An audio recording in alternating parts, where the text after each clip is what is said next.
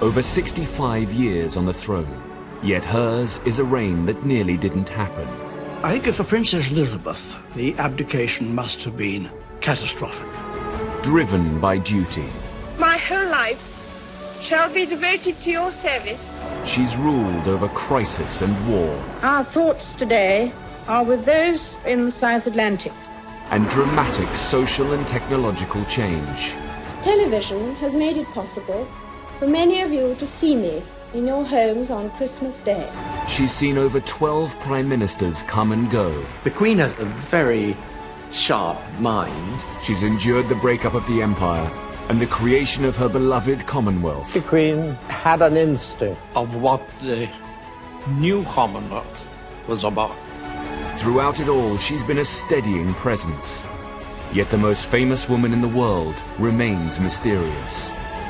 This is the inside story, as told by her closest friends and advisors. I think the Queen is basically a very shy person. She's very humble, actually. She's a wonderful mimic. I mean, she's really, really funny. It's hard to imagine a world without her. She has done her job bloody well. Elizabeth, the wife, the mother, the Queen. Princess Elizabeth Alexandra Mary was born on the 21st of April 1926 in the middle of a political crisis. The Home Secretary of the time was busy dealing with the threat of a general strike when he received an urgent summons.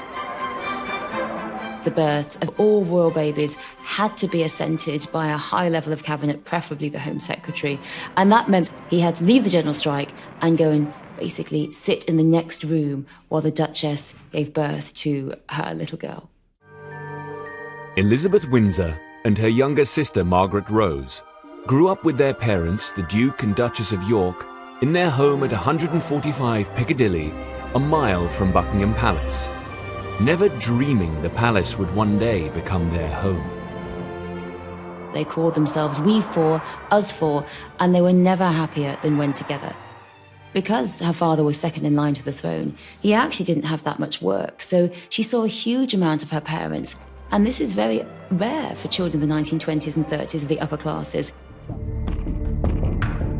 This happy, protected family life wasn't designed to prepare Elizabeth for the distant possibility of ascending the throne. Her limited education was typical for an upper-class girl of the time. They had private tutors. There was really terribly little contact with children your own age, apart from her sister, and one or two royal or semi-royal sort of cousins, you know. They didn't get out in the rough and tumble of childhood. The education that they got was also limited. I think it would have been much better if they had gone off to school like everybody else. Not only did the young princess receive little education, she was also shy. Lady Penn, a lady-in-waiting to the Queen Mother, has been a close friend of the Queen for most of her life. In a rare interview, she reveals how Elizabeth's mother tried to boost her confidence. The Queen Mother told the Queen when she was very young to be brave. I think the Queen probably, when she was young, felt walking into a room full of people was rather daunting. And she said to her, well, what you want to do when you walk into a room, walk through the middle of the door. And I think by that she meant, don't sort of go in apologetically. You walk through as if, you know, I'm in charge. And I think that was very good advice. Then, on the 10th of December 1936, one of the most significant days in British history, everything changed. It began, like any other typical day for 10-year-old Elizabeth, with one of her favourite pastimes, a swimming lesson. Lady Butter was a close childhood friend and often went swimming with the young Elizabeth. A whole lot of us went to learn to swim. The Queen and one or two others. I don't think I was very good at it, but the Queen certainly dived extremely well. We had to life-save each other. We had to pick towels up off the bottom of the pool. Certainly a lot of them were much better than I was. I think the Queen was extremely good, actually. After her swimming lesson, Elizabeth went home. Elizabeth was getting ready to write up her notes from her swimming lesson, and then she heard these sounds from outside, these great sounds of God Save the King, and she went to a footman and said, "Why is this? What's happening?" "By an instrument of abdication, dated..." And the footman said, "Your uncle has abdicated, and your father is king." "God save the king." And Elizabeth was rather surprised. She was only 10, and she went to her sister, Margaret, and said, "Margaret, uncle has abdicated, and father is king." And Margaret said, "Well, does that mean you're going to be queen now?" And Elizabeth said, "Yes." And Margaret said, "Well, poor you." But Elizabeth, she was so unflappable, she was so calm. She sat down and she wrote up her swimming notes as she planned to do, but at the top she wrote Abdication Day. And that, to me, is the key to Elizabeth's character. It's a rather overused phrase, but she's the epitome of keep calm and carry on. King Edward VIII had abdicated after falling in love with a twice-married American divorcee. Political pressure forced him to choose between the crown and the woman he loved. I remember being told that there was going to be a broadcast at night, and I was in bed, and I had a little wireless. I turned it on, I lay there, and I heard what he had to say. "I have found it impossible to discharge my duties as king without the help and support of the woman I love." And I honestly thought it was the end of the world. I thought, we haven't got a king, what's going to happen? And that, I can remember feeling that. The last thing she wanted was to be queen. She did not want her father, who was a sick man, to bear the awful burden of being monarch. And I would think that she saw the abdication as being, from the point of view of her family, an unmitigated disaster. She was 10 years old, shy, and hadn't received the best of educations. But now, she would one day be queen. A 41-gun salute is fired in Hyde Park by 30-pounders, and the new reign is begun. When the abdication was announced, Elizabeth was catapulted into a new life. The relaxed lifestyle of We Four was shattered. Their governess, Marion Crawford, tried to help the young princesses to adjust to the changes overwhelming the family. Nigel Astle became a close friend of the woman they called Crawfie. Crawfie spent a lot of time talking to them about this change and trying to allay their fears, but at the same time saying, well, things have to be different. And you do realize that now when your father comes home, you will have to curtsy to him because he is king. And so when King George came home and his two daughters curtsied to him, he was thoroughly taken aback because suddenly there were these two girls being very formal and he just didn't know what to do. But eventually just swept them up and gave them both cuddles, and they realized, in fact, that their father hadn't changed. When they moved to Buckingham Palace, it was not what any of them expected.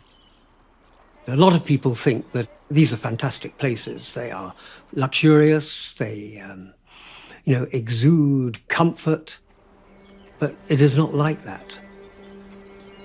I think Crawfie explained it when she said it's rather like camping in a museum.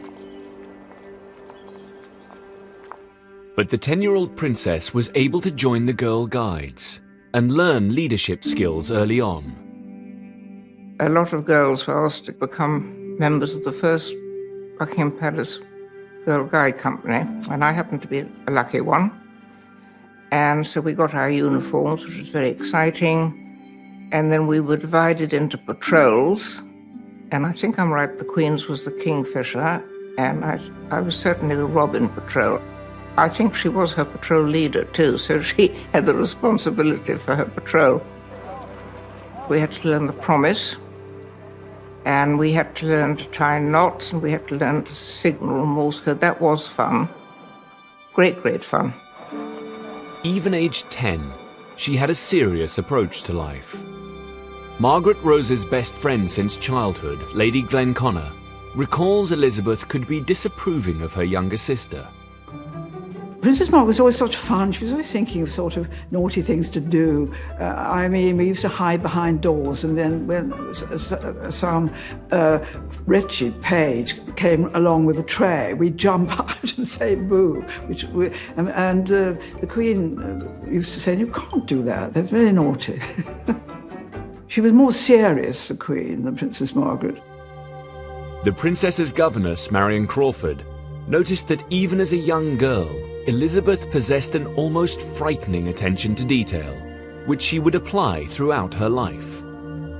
Crawford talked about the fact that the two little princesses were very different. On the one hand, Elizabeth, very methodical, sometimes quite obsessive about how she arranged her bedroom, how she arranged her clothes or whatever, whereas Margaret was very, very different. And it just showed yet again that here we have quite a normal family, just now thrust into the very royal limelight. Elizabeth had a strong, serious character, but she did not have the training to mould it for the task ahead. It was her grandmother, Queen Mary, who insisted Elizabeth should get a more serious education to prepare her for her coming role. I remember being asked to a children's party at Buckingham Palace and seeing this very, very, very tall, absolutely straight, ramrod straight lady. She always seemed sort of terribly unbending, as I think she was. It was Queen Mary's idea that Elizabeth should attend Eton College to study with Henry Martyn. I was actually taught at one moment, I think, by Henry Martyn. He was very grand. He was what was called Vice Provost. And he was pretty old, with a fringe of white hair, rather small, hobbled a little bit, but very, very beautiful, careful enunciation of every word. It was a rather old-fashioned sort of English. Elizabeth learnt so much from Henry Martyn: history, constitution, politics, the way in which one governs. But he had two main messages that he gave to her, and she's treasured throughout her reign. Number one was the importance of political neutrality. Sir Henry Martyn was very, very sure that the monarch should be politically neutral, should stay out of disputes and remain above them. And of course, Elizabeth has been politically neutral throughout her reign, par excellence. The other great message that Henry Martyn gave to Elizabeth was that of broadcasting. He said the most important thing you can do is get your voice out there, get your voice to the people, to those of Empire, to those of Britain, and that has been something she has deployed brilliantly. In future years, she drew on these lessons.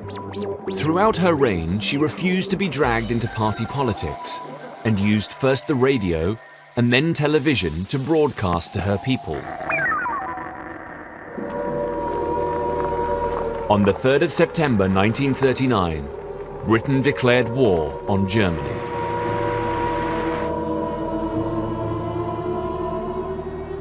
The King and Queen chose to remain in London, sharing the risks of the capital during wartime.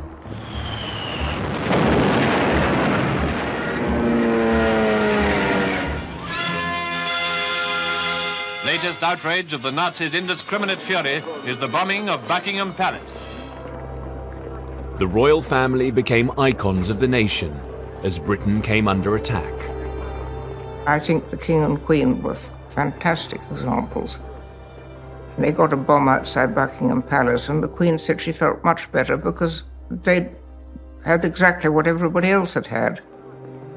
But the young princesses had their own role to play in supporting the war effort. Initially, there was secrecy about the whereabouts of Elizabeth and Margaret. Later, it was revealed that they were in Windsor Castle. For Margaret, it was an isolated existence. We packed for the weekend and stayed for 5 years. They put up some rather feeble barbed wire. Of course, wouldn't have kept anybody out, but it kept us in. Within a year, 14-year-old Princess Elizabeth had the opportunity to put the lessons she had learned from Henry Martyn at Eton to good use. In 1940, she made her first ever radio broadcast in support of the war effort when she addressed evacuated children. The British hoped America would enter the war, where the broadcast was also heard. All of us children who are still at home think continually of our friends and relations who have gone overseas, who have travelled thousands of miles to find a wartime home and a kindly welcome in Canada, Australia, New Zealand, and the United States of America. My sister is by my side, and we are both going to say good night to you. Come on, Margaret. Good night, children. Good night, and good luck to you all. The broadcast had a huge effect on the British nation, but particularly it had a massive effect on America. Elizabeth is just a teenager herself, giving out this very sympathetic, empathetic message to the evacuated children. But the political ramifications of this are huge, and they do actually affect great political movements, America into the war. And that's the beginning of her realization of how important her words can be. The princess had done her duty and made her first broadcast. She understood the power of the new technology, but for the rest of her life, she would battle with it. As the war continued, the dutiful young princess lived on wartime rations like the rest of the country. Although their meals were supplemented by food from the royal estates, frugality was second nature to Elizabeth. She had a Scottish mother and had grown up surrounded by canny Highland women. All of us who were brought up in the war were frugal. We had to be. The food was rationed, and they had the same rationing as everybody else, and the clothes were rationed. So you know, it was a part of life to be frugal, and I think it's very Scottish too. And the Queen is Scottish. She is a frugal person, absolutely. I think that you say, as a Scot, you're canny. You look after your money. Don't throw it about. I don't think she's a materialistic person at all. Personally, I really don't. She's rather inclined to turn off lights if she thinks they shouldn't have been wasting electricity, because people are rather inclined to leave them on. That sort of thing. Princess Elizabeth had until now followed the path laid down by the court and her parents. But on one of the most important decisions of her life, the man she would marry, she would rebel against her parents and follow her own judgment. In 1939, a dashing young cadet arrived at the Royal Naval College, Dartmouth. He made a strong impression on Michael Vaughan. We saw this group of older cadets, usually at the double. So they attracted our attention, and we soon became aware that an outstanding figure amongst them was a tall, blonde-haired chap, who we soon learned was a prince, and that was quite exciting to have a prince at the college. He was Prince Philip of Greece and Denmark. Philip was a grandson of the King of Greece. He'd had a royal childhood, but it had been neither conventional nor stable. His 4 sisters all married German aristocrats. 3 of their husbands were members of the Nazi Party. His father was a playboy in the south of France, and his mother was confined to an asylum in Switzerland. Well, it's always difficult to know what affects other people, but I suppose that when you're in a situation, you know you have to deal with it. And he obviously loved his sisters, and he saw a lot of them, and he had cousins. And then I think he was happy with all of us. And I think he always used to say, well, I haven't known anything else. So, you know, I am where I am. And I mean, let's get on with it, frankly. That is him. That summer of 1939, the King, Queen, and 13-year-old Princess Elizabeth arrived at Dartmouth in the royal yacht. It was a visit that would change her life.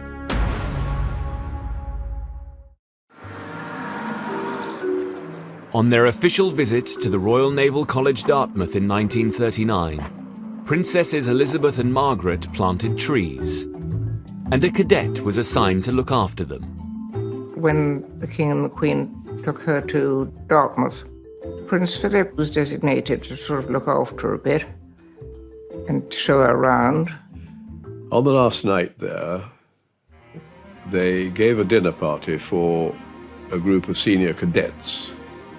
I should think probably 20 of them. And Prince Philip, of course, was one of those. A photographer happened to capture this significant meeting in a snapshot.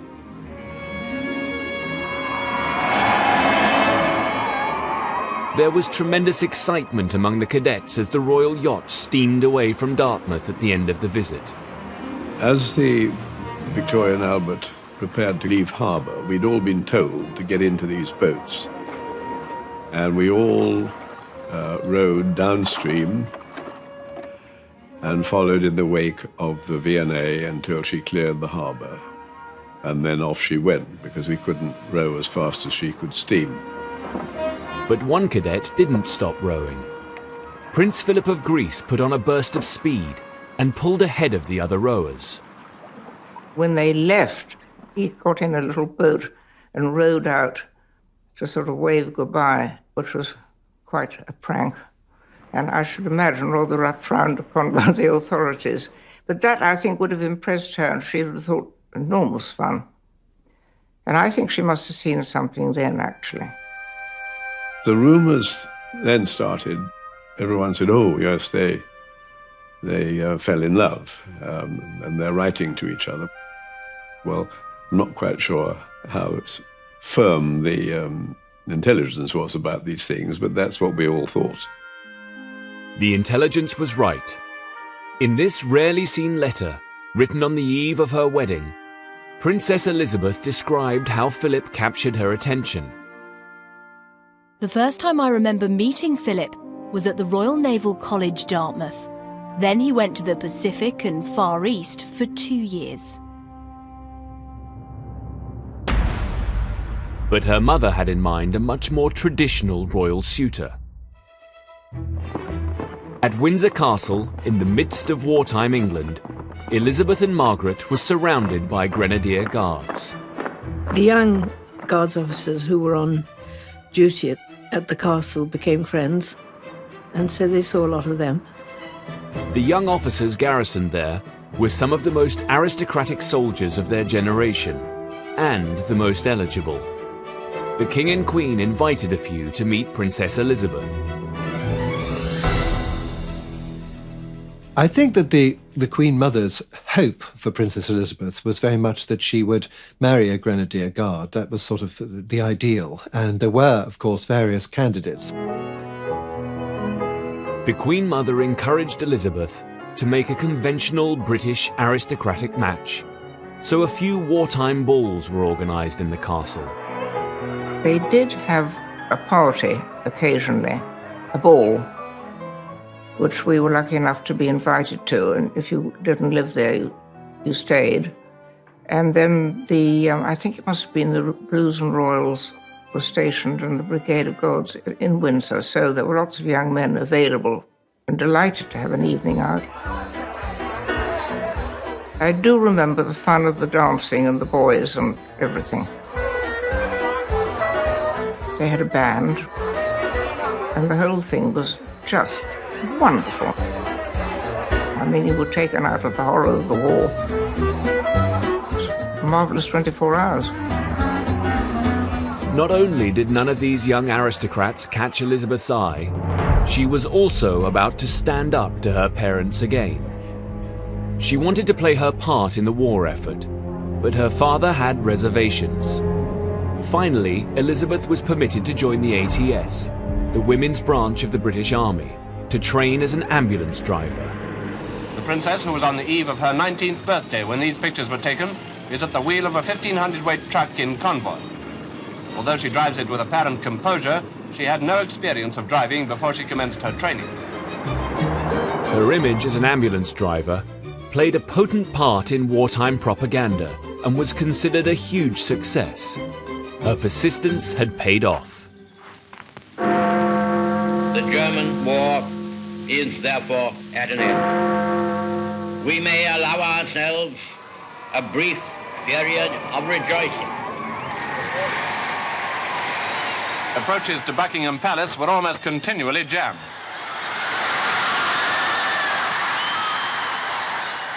It was the end of nearly 6 years of war in Europe. No wonder people went a bit crazy.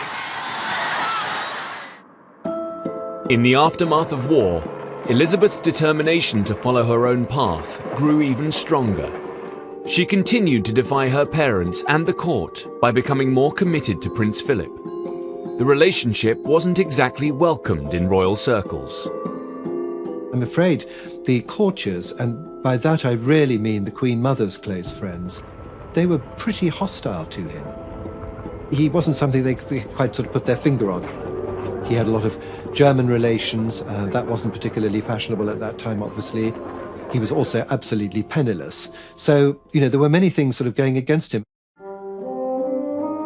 He was very outspoken. They'd call him brash. And what was he going to say? And this, that, and the other. I think, let's face it, every parent's very protective of their daughters. So they must have looked at every possible angle that might be a threat. The King and Queen would have wanted her to be sure that she was making the right choice.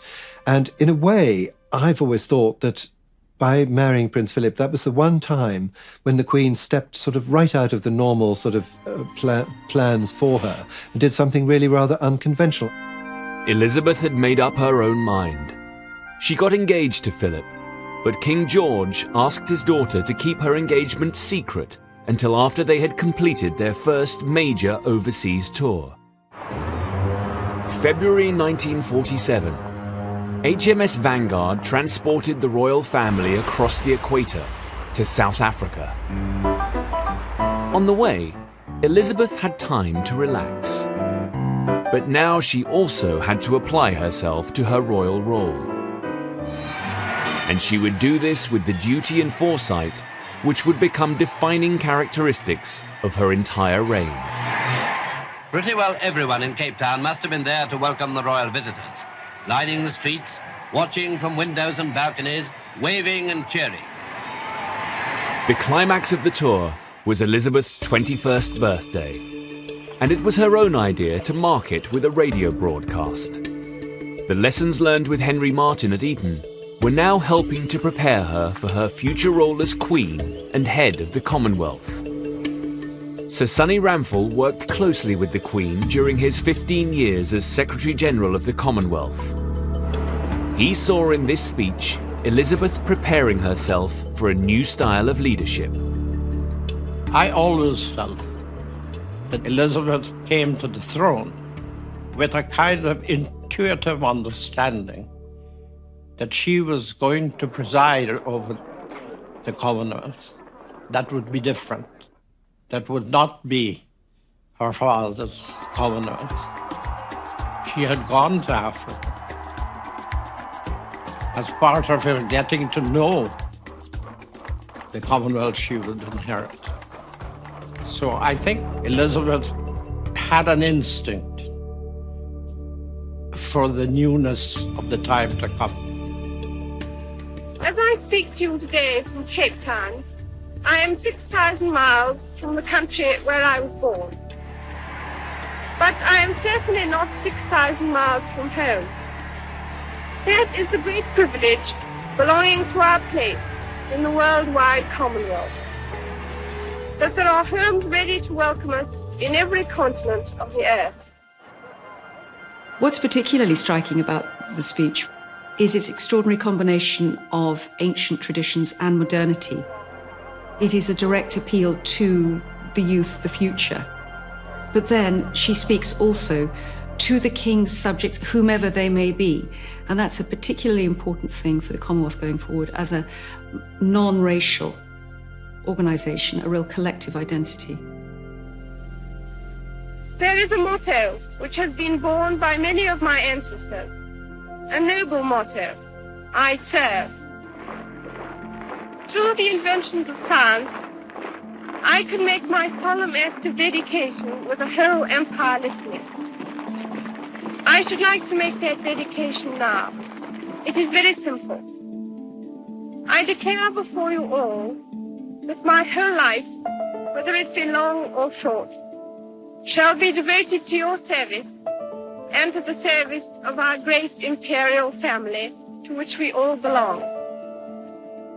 I have shivers going up and down my spine as I think of those words, I serve, when looking back over the long life of the Queen and her service, the importance that she has attached to duty and her constant support, encouragement of the Commonwealth. She really meant what she said. Back in London in July 1947, Elizabeth and Philip were finally able to make their engagement public. Churchill spoke for many when he said the wedding would be a flash of colour on the road we have to travel. Sir Nicholas Soames remembers how his grandfather welcomed the wedding. It was all rather drab. And then this very beautiful young princess, the heir to the throne, marries a very dashing, very handsome officer in the Royal Navy. And it was a moment of national rejoicing which was beyond the wall. So this was, in a way, I think my grandfather thought, the beginning of a new era. The royal wedding took place at Westminster Abbey. At the time, David Wyatt was a 12-year-old chorister. For the first time, certainly since I'd been involved in the Abbey, we'd seen all the lights on. And not only all the usual lights of the Abbey, apparently, but also floodlights that were brought in for the occasion. I mean, the impact on us was one of wow, simply because we were just not used to seeing anywhere lit up in that way or being used for such a happy occasion. The choristers had been placed high up in the organ loft, and David craned his neck to get a glimpse of the couple after they signed the register. Judging by the expression that we could just about see when they left St Edward's Chapel and came down into the sanctuary and then started their procession at the end, they were very happy about it all. Certainly some big broad smiles, not just to their friends either. It seemed to be everybody included. Lady Butter was inside the Abbey as an old friend of the royal couple. Then she hurried to Buckingham Palace to enjoy being part of the crowd. Thousands of people by then, all singing and shouting. But it was a long, long wait because they were obviously having their wedding breakfast. And I remember, and I don't know why, there was a puff of smoke went up suddenly, having waited very patiently and everybody chatting to everybody. And there was one Cockney lady standing next to me, said, "Look at that," she said. "That's it, they're having their afters." So we thought, well, that's good, because they won't be long now coming out. And how they cheered the happy pair when they came out onto the balcony. What a wonderful picture the princess made, looking most lovely in her magnificent gown and standing happily beside her husband.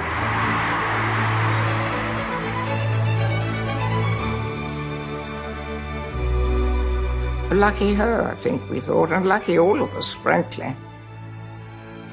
Because, you know, it was a really good fairy tale, and it's remained a good fairy tale too. But the domestic idyll of married life would be all too brief for the newlyweds. Soon, duty would beckon. Elizabeth had spent her early years preparing for her future role as monarch. Yes? She'd learned the importance of duty, but she'd also demonstrated an independent streak. when it came to marrying the man she loved.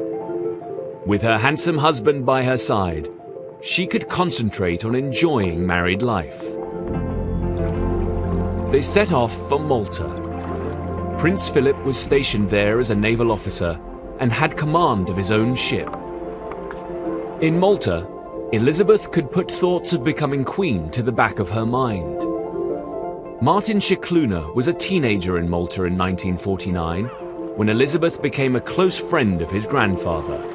His name was Sir Hannibal Publius Scicluna, a rather grand name, but he was a historian, he was a Knight of Malta, and when Princess Elizabeth came out to Malta in 1949, he was asked to be her mentor. I have a picture which shows a great affection in the look of the Queen's eyes and in my grandfather's eyes as they met. She lived at a wonderful place called Villa Guardamangia. Sadly, a place which has fallen into some decay since then. But she was there in a married quarter. It was an ordinary naval officer's married quarter. She was relaxed. She was away from the spotlight. She was able really to be free, possibly for the first and only time in her life. She very much entered into the life of an ordinary naval officer's wife. So she would go to beaches to swim. She would go to the Phoenicia, famously to the Phoenicia Hotel, where they would dance. Filming was permitted during the course of the evening, giving this brief impression of an 8some reel in which the royal couple took part. The Maltese are very good at not intruding on people, particularly people who are famous by definition, and giving them space to be themselves. And I suspect it was probably the only time she was able to do that.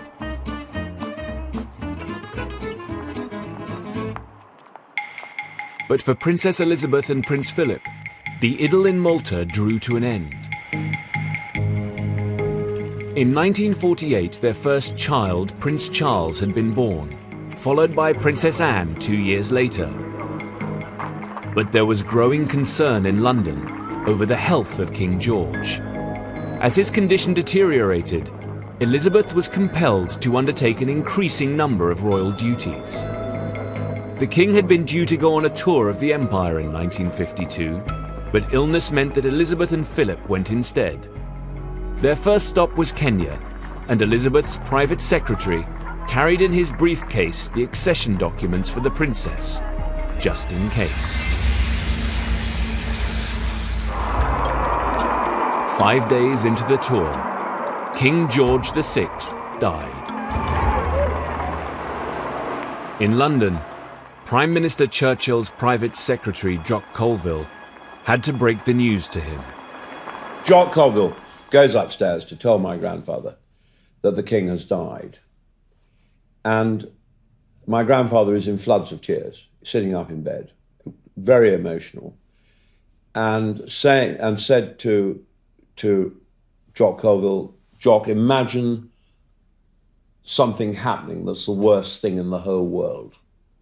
And Jock Colville thought that perhaps one of my grandfather's own children had died. Both Randolph had died, my uncle Randolph Churchill. And he said, "But Prime Minister, the king has died." And he said, "I know, it's the worst thing that's ever happened in my life." London tried to get word to the British governor in Nairobi, but they couldn't get hold of him. The press found out first. John Jockimson was a Fleet Street photographer covering the royal visit. I saw the chap from the East African Standard on the phone to his office saying, "Well, I can't believe it." And I stopped and I thought, hello, what's happened?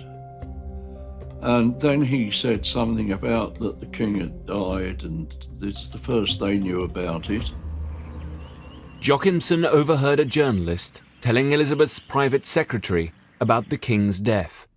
So he dashed to the lodge at Sagana, where the royal party was staying. But by the time he got there, the news had been passed to Prince Philip.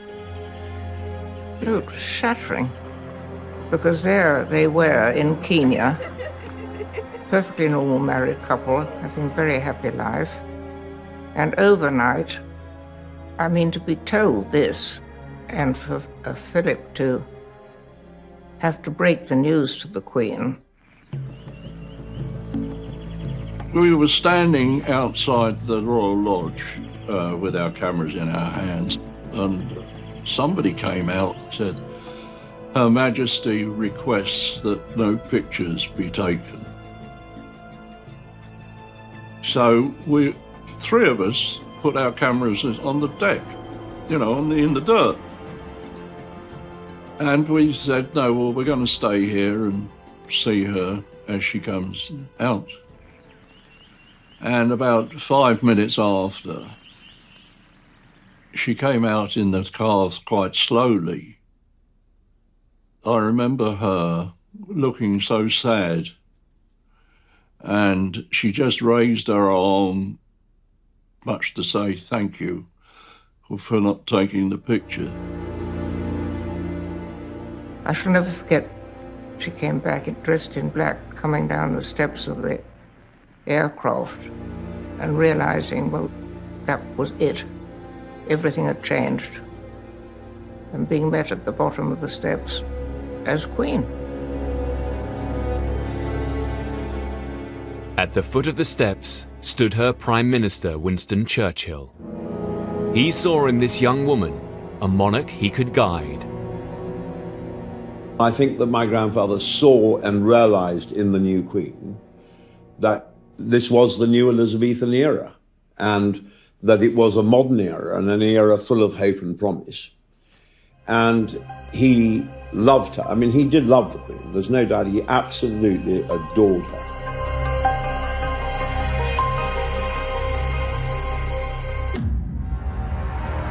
In 1952, Princess Elizabeth became the youngest monarch to ascend the throne for over 100 years. Her accession was shocking and unexpected. Called to be Queen, sovereign head of a great Commonwealth of Nations at the early age of 25. In the 1950s, the country was emerging from the drab post-war era. During her first decade on the throne, the Queen would make use of her glamour and youth to shape the monarchy. The spectacle of a young queen performing these tasks with so much poise and elegance soon made it fashionable to talk of a new Elizabethan age. But there would be great challenges ahead. She needed to learn how to deal with politicians as a constitutional monarch. And when her sister fell in love with a married man, she had to navigate the conflict between duty and family. Privately, she wanted Princess Margaret to be happy, and publicly she couldn't grant that happiness. June 1953 saw the coronation of a beautiful young queen and the head of the British Empire, the largest empire on earth. A new technology, television, wanted to bring the ceremony into every home in the country. But television was an intimate medium, and the Queen struggled with it. She feared that television would sully a deeply religious ceremony. The Queen's close friend, Prue Lady Penn, remembers how much it worried her. Television was very new, and I think it worried people that it was going to be an intrusion on a very solemn and sacred moment in her life. The Prime Minister, Winston Churchill, shared the Queen's concern. He'd never been a fan of the new medium. It is no secret that my grandfather's view was that it was improper for the nation to ogle this moment over their coffee cups, and that in some way detracted from the dignity of the ceremony. Initially, the Queen insisted that TV cameras should not cover the sacred central part of the coronation ceremony. She was happy with the procession coming down the aisle, anything being filled up to the rood screen. But inside that special part of the Abbey, she thought that should be private. She didn't like the idea of it, and Churchill responded to her concerns and backed her all the way. When it was announced that television would have only limited coverage and the public would not see the moment of the crowning, there was a huge reaction. The newspapers of every persuasion, from the Mirror to the Times, that very day, said, no, this is not on. This is a great public national moment. It has to be seen. In response to public pressure, Churchill partially backed down. In this secret record of cabinet discussion, Churchill stated, "I am concerned at the public disappointment caused by the announcement that there would be no television of the coronation east of the screen. I am satisfied the decision should be reviewed." However, he was quietly busy imposing other restrictions, including no close-up views of the Queen should be photographed or televised at any stage of the ceremony. BBC broadcaster Peter Dimmock, who had been fighting to televise the coronation, was asked to stage a demonstration in the Abbey to prove there would be no close-ups. But Dimmock had a trick up his sleeve. He deliberately used the wrong lens. My father was quite naughty because when he did the demonstration in the Abbey to the establishment, he used a wide 2-inch lens so that when he showed them what it would look like on television, it looked as though it was very far away, the camera. But on the actual day, he didn't use that lens. He used a different lens, which meant he got that fabulous close-up of the Queen, which was so successful and everybody loved it. In the end, the Queen compromised and let the whole ceremony be televised. With the exception of one moment, the most sacred of all, when she was anointed with holy oil. On Coronation Day, 2 of the Queen's maids of honour, Lady Jane Raine-Lacy and Lady Glenconner, remember the moment she arrived at Westminster Abbey. 4 of us went to the Abbey to receive her. We were standing by the door waiting, and then suddenly we realised she was coming because we could hear this roar and it got louder and louder and louder. And around the corner came this golden coach. It was like a fairy tale. And then the Queen, looked fantastic. We hadn't seen her in her dress, this beautiful dress, and this sort of tiny waist and wonderful complexion. She just looked dazzling. And then she just turned round and she said, "Ready, girls." Off we went. Ready, girls. Ready, girls. We were as ready as we ever could be. Little did the 27-year-old realise she would become Britain's longest reigning monarch. On the 2nd of June 1953, the young monarch Elizabeth II walked down the aisle towards her coronation. For the Queen, this ritual was not about taking power. For her, it was a moment of spiritual transformation. The great thing about her was she was so calm. And I think that's what made us feel, everything was going to be all right. For the viewers at home, the high point of the ceremony was when the Queen was crowned. The Queen had compromised and allowed this moment to be broadcast.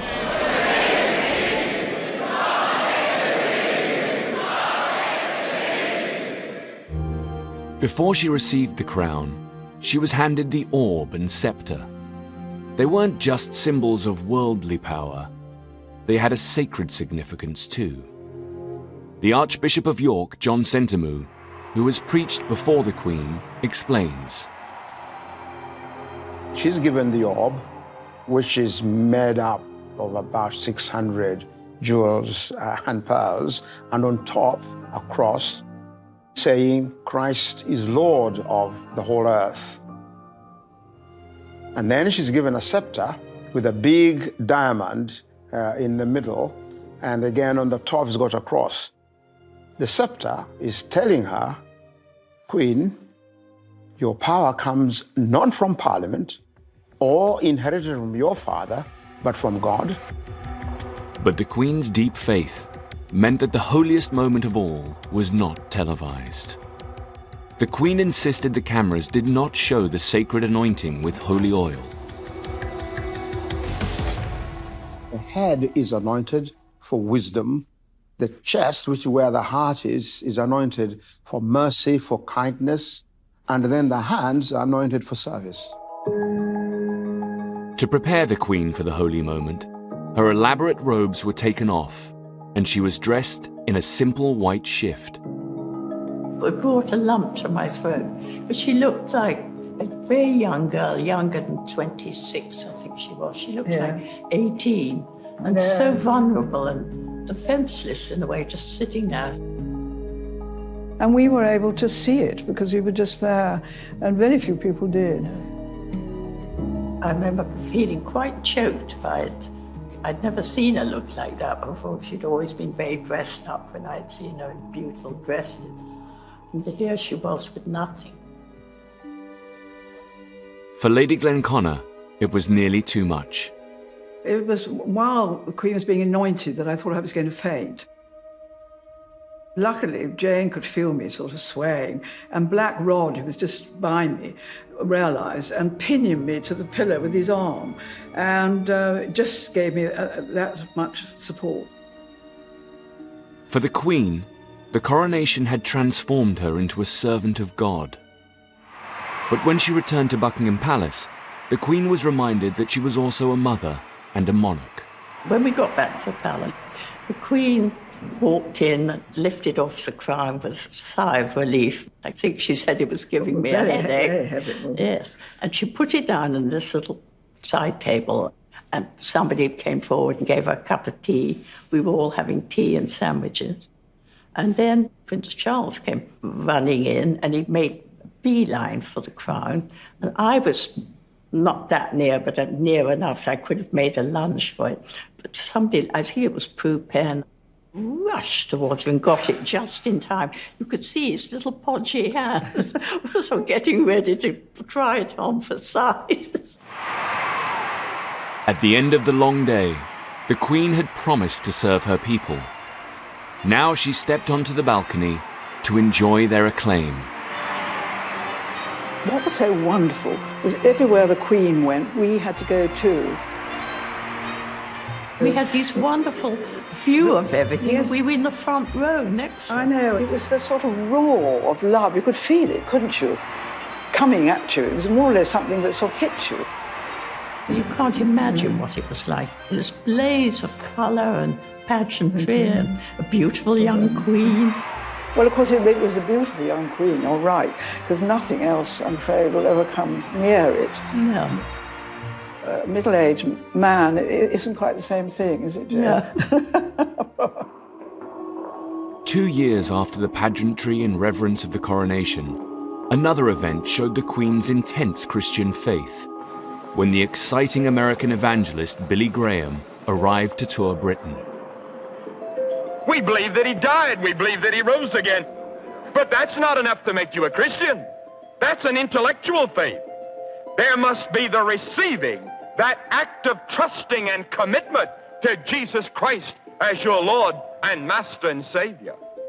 Have you done that? If you haven't... 2 of the Queen's coronation maids of honor went in person to hear Billy Graham preach. He really sort of touched a chord. You must receive Christ. And with such passion and conviction. I mean, I've never heard a sermon that really made me jump out of my seat. All of us believe in God. And I really felt the presence of God. I mean, I felt that he really was sent from God, actually. These scenes of religious fervor were shown on television. The Queen watched, and a few days later she invited Billy Graham to Windsor Castle. He went to Windsor to preach actually in the chapel in the Great Park, which is like the private parish church of the royal family, and was invited to lunch afterwards. And he found a young English sovereign who was remarkably versed in the ways of the Bible, who loved discussing the evangelical precepts by which he stood. Jesus was the Son of God, sent to earth to save us. Christ is the center of our living, is the center of our thinking, the center of our planning, and the center, really, of our goal in life. Because she knows in the end, ultimately, she'll be answerable. Not humanity, but to God. The coronation had not only been a triumph for the Queen, it had also been an opportunity for her Prime Minister, Winston Churchill, to stay on in office. Churchill may have been a giant of the 20th century, but by the time the Queen ascended the throne, he was 77 and in poor health. Churchill cunningly used the young Queen to prolong his time in Downing Street. The accession of the Queen gave Churchill the wonderful excuse he needed to assume the role of mentor to this new young sovereign. Publicly, Churchill flattered the Queen. We have found out a very good plan. The Queen can do no wrong. Here is monarchy actually being used in politics. Churchill saying, look, I've got to help this young lady, no stepping aside for me, and by postponing the date of the coronation, effectively for a year, the coronation always being held in the summer. It could have been held in the summer of 52 with a bit of dispatch, but he said, no, we've got to do it in 53, thus really guaranteeing himself the best part of 18 months more in the job. Soon after the coronation, Churchill suffered a serious stroke. For several days, neither the Queen nor the nation was told. The Queen learnt that her Prime Minister had been close to death, but it was hard for a monarch in her mid-20s with limited education to confront a grand old man and encourage him to step down. Churchill had served 6 of the kings and queens of England. So the Queen had, I imagine, tremendous respect and I assume a sort of reverence for my grandfather. But equally, she had a constitutional responsibility, and I think it must have been very, very, very difficult for her, not wanting to upset my grandfather. Equally, he was clearly incapacitated. Churchill recovered enough to insist he would stay on as Prime Minister. Not only was Churchill old, he was also determined to maintain the British Empire. But the young Queen wanted to transform the old empire into the modern Commonwealth, a free association of independent countries. It had been founded in 1949 during her father's reign, but Elizabeth was committed to expanding the Commonwealth. In the autumn of 1953, the Queen and Prince Philip set off on a round-the-world tour of 12 countries. That would encourage the transition from the Empire into the Commonwealth. I think that tour in the early 50s did mark the evolution of the modern Commonwealth. You could have all the declarations you wanted, but unless they were translated into human action and interaction of the Queen, it couldn't be a Commonwealth on parchment. It had to be a Commonwealth of the flesh. The longest visit on this tour was the 2 months the Queen spent in Australia, when she became the first British monarch to visit the country. When she arrived at the dock in Sydney, the huge crowd included future leaders of Australia. I remember the first day, along with everybody else, we went down to Farm Cove. Didn't get very close, but we were caught up in the celebratory character of it. That was a great day for those of us who had the luck or foresight to be in Sydney.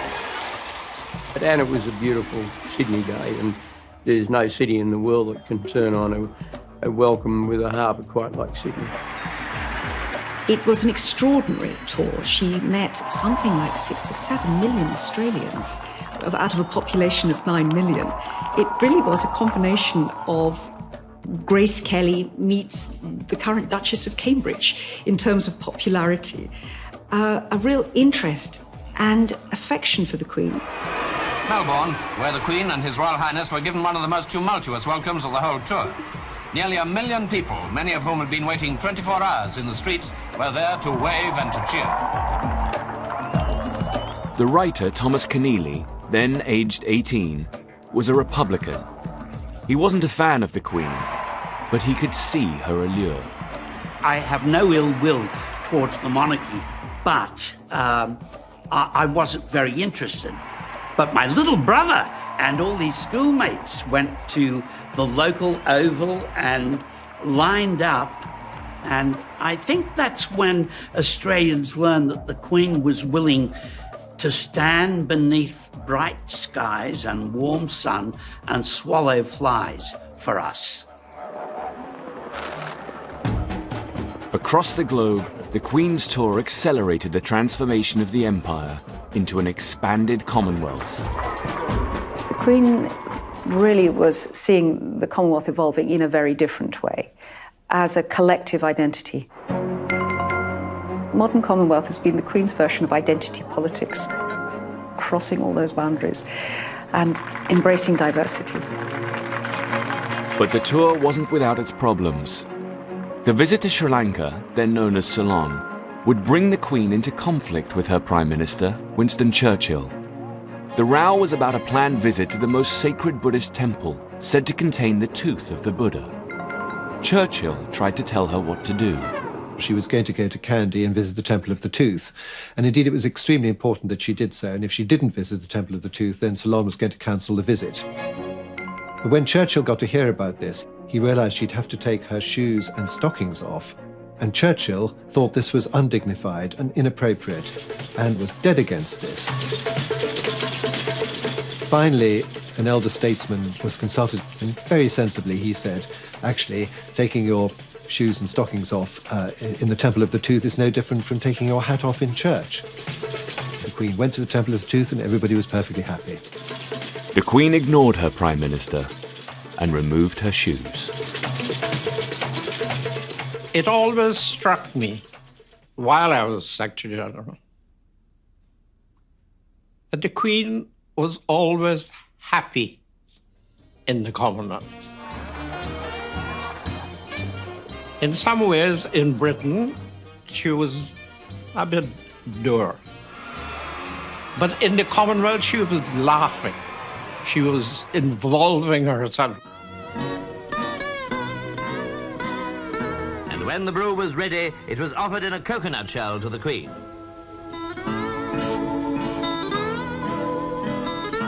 She returned to Britain in May 1954. And within a year, the Queen received the resignation of her first Prime Minister. At the age of 80, Winston Churchill finally left office.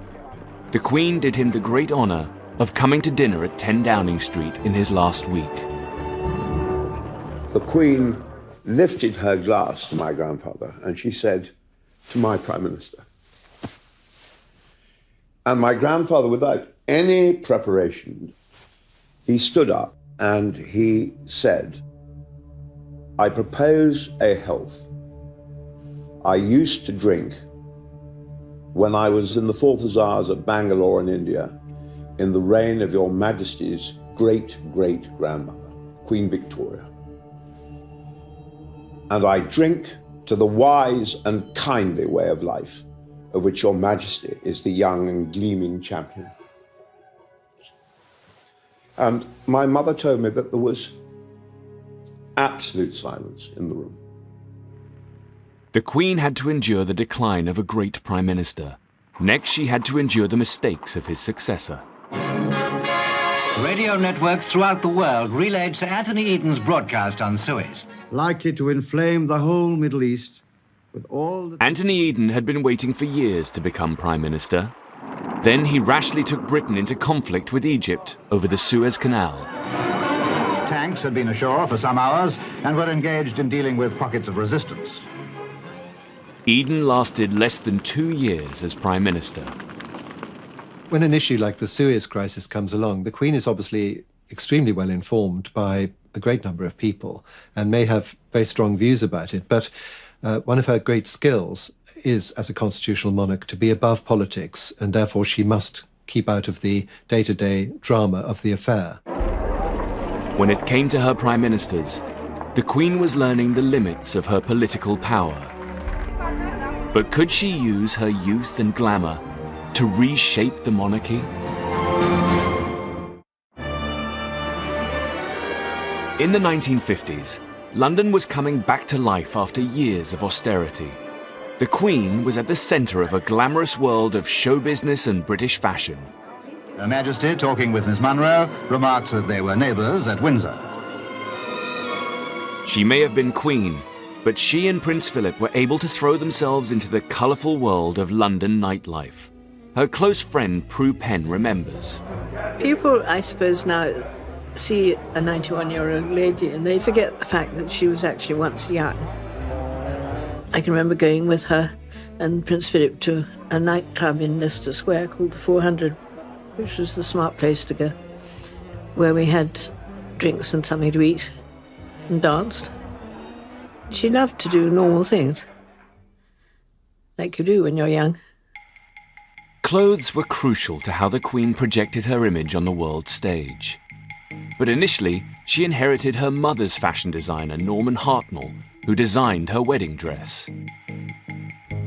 Last season, the Queen appeared at a public function in a black and white satin dress that I had designed for her. And within 36 hours, that dress was on sale in all the large stores. The Queen and her sister, Princess Margaret, enjoyed attending fashion shows. The Queen and the Princess, whose own fashions are always a source of great interest and admiration, then took their seats for the parade. Her Majesty is reported to have expressed the keenest pleasure in many of the imaginative ideas shown at this comprehensive parade. At the beginning of the 1950s, the Queen embraced the new look of fashion by employing an up-and-coming young designer, Hardy Amis. The Queen had the most marvellous figure for Hardy to work on. She had the perfect fashion plate figure at the time, a tiny waist.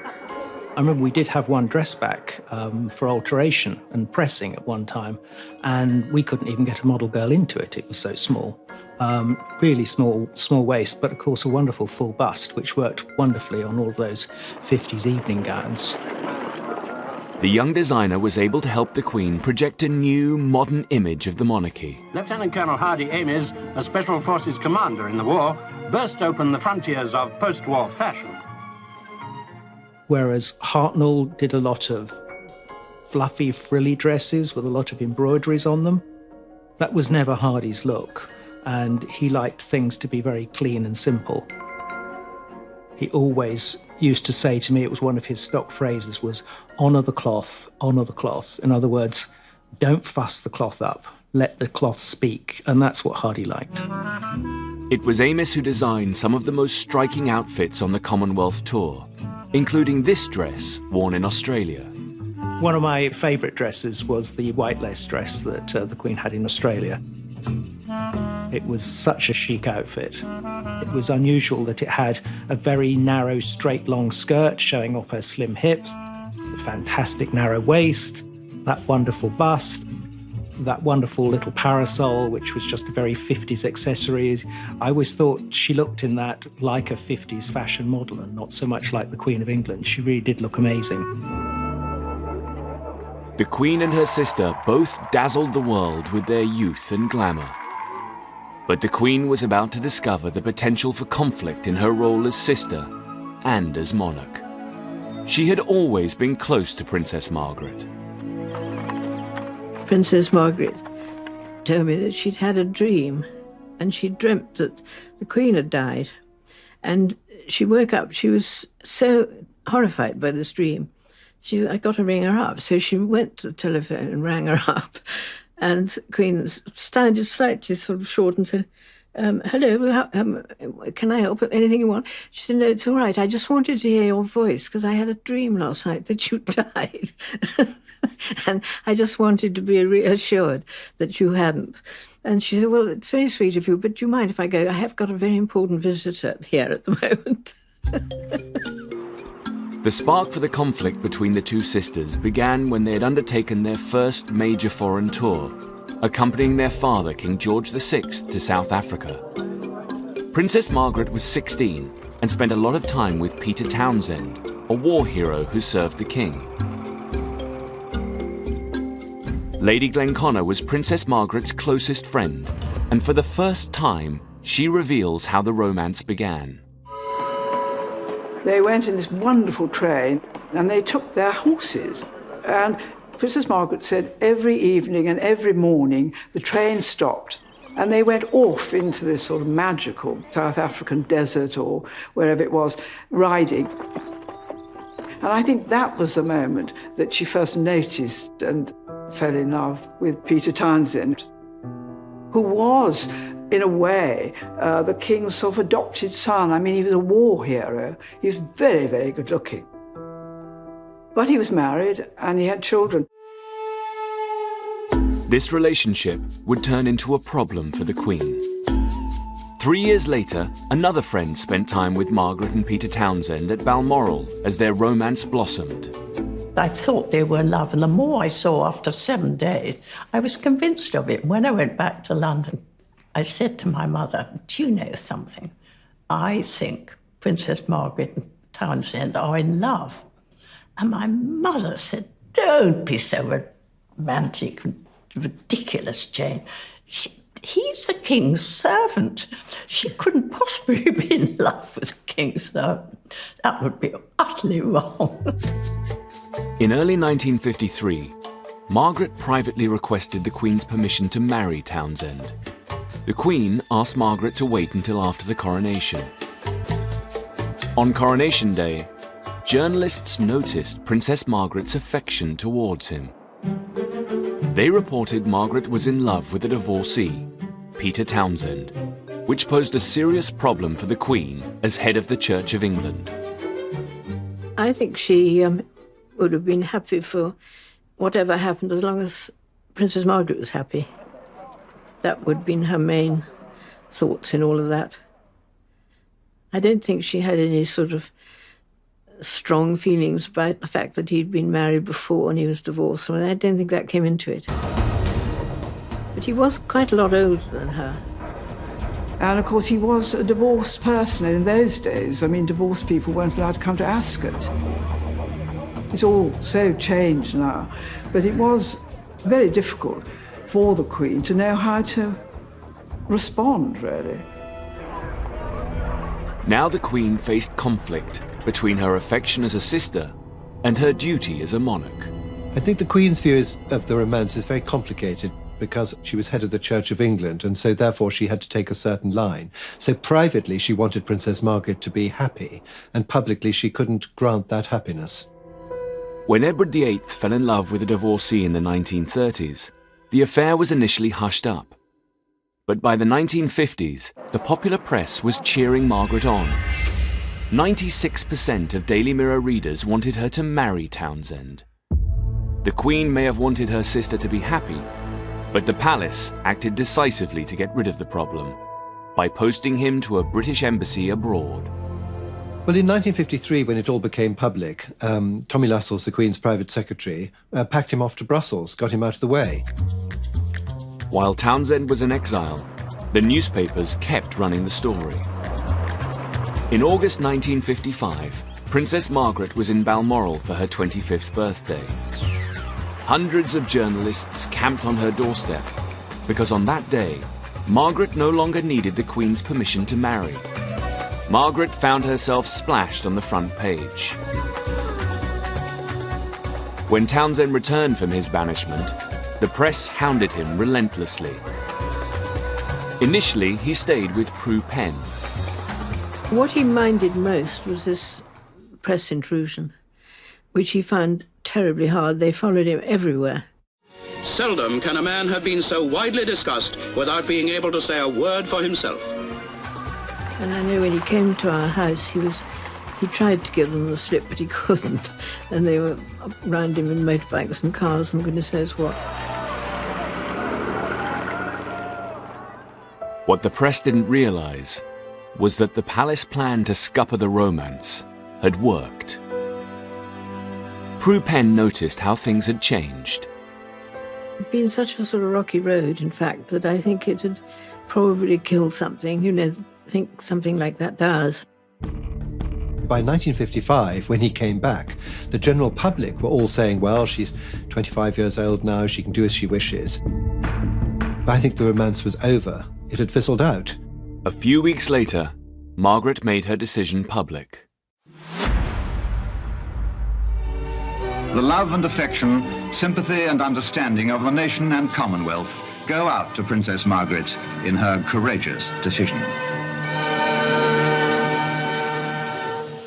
The end of Princess Margaret's romance with Townsend left a question hanging in the air.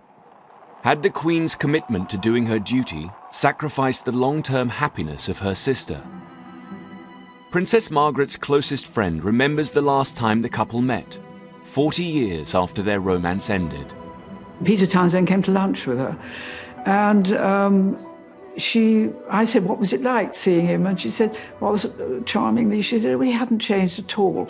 I mean, he was, and I actually was, because I lived with her at that time, and I looked out the window and saw him getting out of the car. He was an old man, and yet in her eyes, he hadn't changed. I thought that was very touching.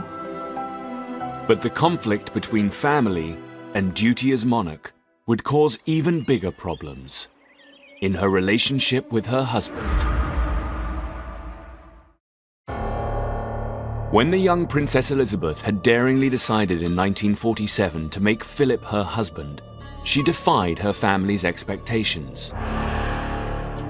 What was left unresolved was whether the royal family took her husband's surname. When the Greek-born Philip became a British citizen, he had taken the name of his uncle, Lord Louis Mountbatten. Mountbatten had been a war hero and the last Viceroy of India. When Elizabeth became Queen in 1952, Mountbatten had high hopes of renaming the Royal House of Windsor. Mountbatten had very exaggerated ideas of the importance of, as he saw it, the Mountbatten dynasty. Indiscreetly, at dinner at once, he did toast the future of the House of Mountbatten. He rose at the end of the meal, lifted his glass, and made a toast to the House of Mountbatten, which now reigns. Word of this toast reached Churchill, who disliked Mountbatten's presumption. Lord Louis was a war hero and a very great man, but he and my grandfather were frequently at odds with each other. And I think my grandfather thought it was a bit of a cheat, frankly. Churchill didn't hesitate. He forced the cabinet and the Queen to put a stop to Mountbatten's ambition. He had the cabinet agenda for the very next cabinet meeting changed. Cold War, economic crisis, all that could go down the agenda. Right at the top, the name of the royal family. And the cabinet deliberated and had no doubt at all. It had to be the House of Windsor. The cabinet was strongly of the opinion that the family name of Windsor should be retained, and they invited the Prime Minister to take a suitable opportunity of making their views known to Her Majesty. The battle over the name disturbed Prince Philip. He was upset to be told that he couldn't pass on his name, Mountbatten, to his son. He was a Mountbatten. And I suppose it must have struck when Prince Charles was born, because after all, your child is, you wanted to carry your name. I suppose Prince Philip must have assumed that he would have the Mountbatten name. Philip vented his frustration in one pithy sentence. I believe this story that he once bitterly said to somebody, "I'm nothing but a bloody amoeba existing to procreate." Philip was also unhappy when his wife's job as Queen took priority over his naval career. His Royal Highness then went aboard their training cruiser, HMS Devonshire, to present end-of-cruise prizes. Prince Philip was a very ambitious, careerist naval officer. It was for him a bit of disappointment that when he still had at least several years of his career to run, and the ball at his feet, so to speak, to suddenly be translated into another world, where inevitably, however valuable his role, however important things he did, he was going to play second fiddle. And he did not like being second fiddle. To keep her husband happy, the Queen went out of her way to give him a central role in the royal family. He's an alpha man. He's used to using his talents, and he can't pursue his career. So a deal is made. The Queen is going to be the Queen. she'll be the monarch. But at home, he is the head of the household, and he makes decisions about what happens to the family, and particularly what happens to the children and where they go to school.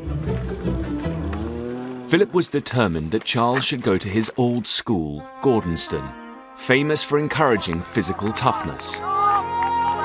Prince Philip's cousin, Myra Butter, happened to be staying at Balmoral when Charles had his first day at his new school. It was not a happy day. Well, all I can remember is that when Prince Philip came back from taking Charles to school, he looked slightly shaken. And I remember he went straight over. He didn't say anything, but he went straight over and poured himself out a drink. I do remember that, and I thought, oh, that has shaken you. Philip might have accompanied the Queen on her 6-month tour of the Commonwealth, but by 1956 he was embarking on his own solo journeys. His wife is suddenly the centre of attention. He, of course, famously goes off and tests out the new royal yacht, Britannia. For 4 months, Prince Philip, accompanied by some close male chums, enjoyed taking the royal yacht to Australia and back, and visiting isolated British communities. During this extended trip, the press ran headlines about trouble in the Queen's marriage. It's on this voyage that there are actually reports in the newspapers, not just the American newspapers, suggesting a rift in the royal marriage. And crucially, Buckingham Palace publicly responds and says there is no rift. And that's what made it a really big issue.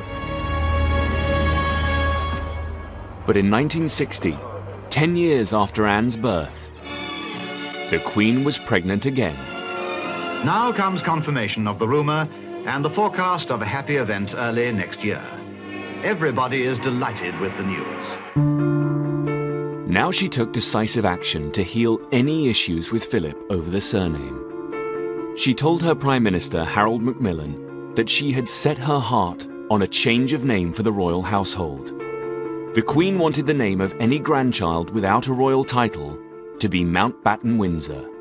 Lord Mountbatten, of course, was delighted at the fact that the name Mountbatten was now enshrined in the heart of the royal family.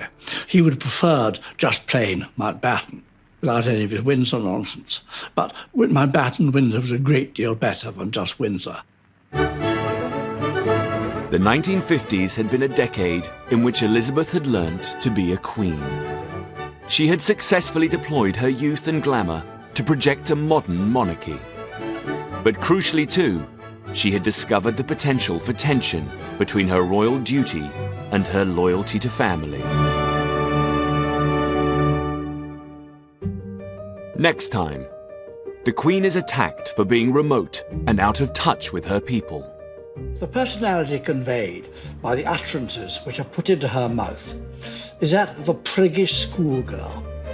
By the end of the decade, the Queen had been persuaded to let the cameras film her family life.